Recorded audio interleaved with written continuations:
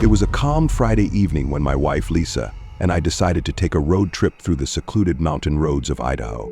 We were longing for a break from our usual routine, hoping this spontaneous journey would help us relax.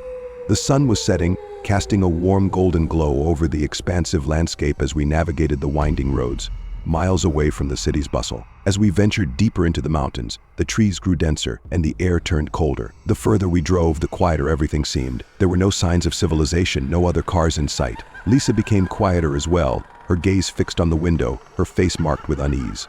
"What's wrong?" I asked, concerned. She hesitated before replying, "I don't know. Something feels off here." I tried to brush it off, thinking it was just the isolation, but deep down I wasn't sure either.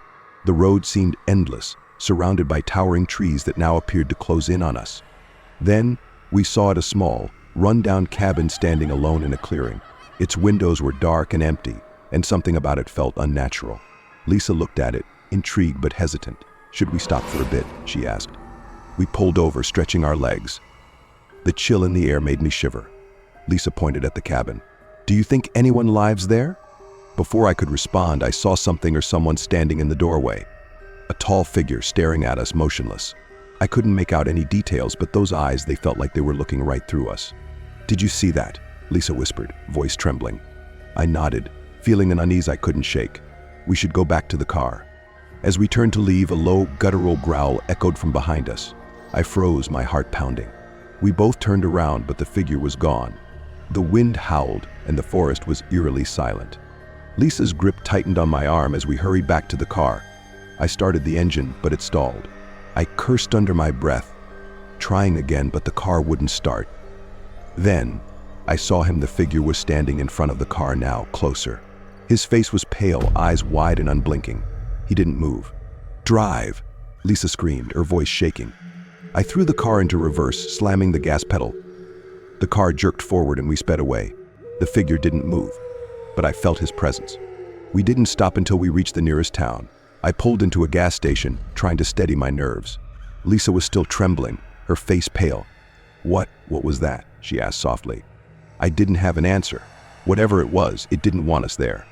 We never spoke of it again, but the memory lingered. That road, that cabin, those eyes, they stayed with us. And I knew something had followed us back. We weren't alone anymore.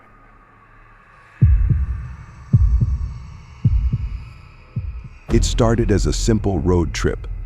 Sarah, Jake, and Mia packed the car with snacks, maps, and a sense of adventure, ready to explore the vast, empty highways of the Midwest. They aimed to reach the remote Echo Pines campground before sunset, famous for its haunting beauty. But things rarely go as planned. As dusk settled, the GPS cut out, forcing them to rely on an old paper map. They chose what they believed was a shortcut, a narrow, cracked road lined with thick woods. The trees stretched on forever, their shadows clawing at the edges of the headlights. An hour passed, and their discomfort deepened. They hadn't seen another car or house, only the dark forest closing in on them. Then, like a lifeline in the darkness, a flickering neon light appeared ahead, a gas station. The station looked ancient, its paint peeling and the sign hanging by a single rusty chain. Yet, it was their only hope. Jake parked the car near the single pump, and they stepped out into the eerie silence. Inside, a bell above the door jingled weakly as they entered. The air smelled of mildew and something metallic. The shelves were sparsely stocked, lined with outdated cans and dusty snack bags. Behind the counter sat an old man with deep-set eyes and a face like crumpled paper. "Lost?" he asked, his voice a dry rasp. "Just need directions," Sarah said, forcing a smile. The old man stared for a moment too long before nodding. "Echo Pines, huh? Not far. But you shouldn't be driving this late. Things roam at night." Jake chuckled nervously. "We'll be fine. Thanks."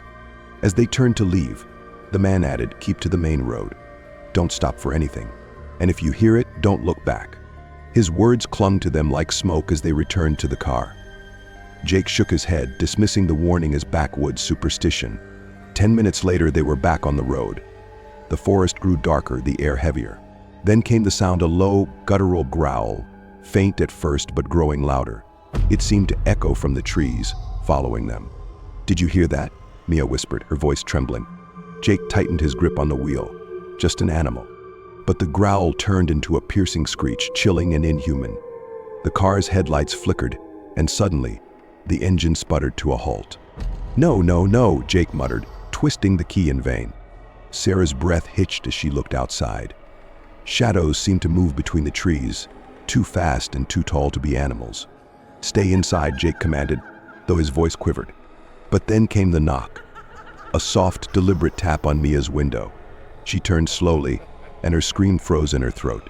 A face stared back, a pale, gaunt face with hollow eyes and a jagged, too wide grin. "Drive," Mia shrieked. The car roared to life, just as the thing pressed its bony hands against the glass. Jake slammed the gas pedal, and they tore down the road, the creature's eerie laughter ringing in their ears. They didn't stop until they reached a motel hours later, trembling and pale. But when Jake handed over his credit card, the clerk frowned. "That's strange," she said. "This card was reported stolen 5 years ago." The three friends froze, their minds racing. Jake pulled out his wallet and found a driver's license that wasn't his. The photo was of him, only older, with hollow eyes and a crooked grin. They ran, leaving everything behind. They never spoke of the trip again, but none of them could shake the feeling that the gas station remained, its neon light flickering in the endless night, silently luring travelers into the unknown.